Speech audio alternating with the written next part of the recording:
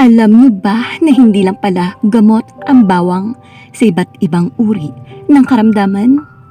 Mabisa din ang balat ng bawang para tuparin ang inyong mga pinakaiintay-intay na kahilingan sa matagal ng panahon.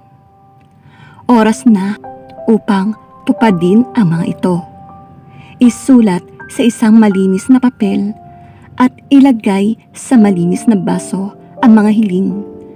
Kumuha din ng isang buong ulo ng bawang, balatan at ilagay lahat ng balat sa ibabaw ng mga kahilingan.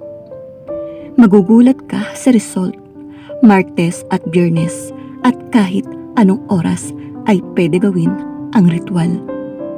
Itago sa lugar kung saan safe at walang makakakita.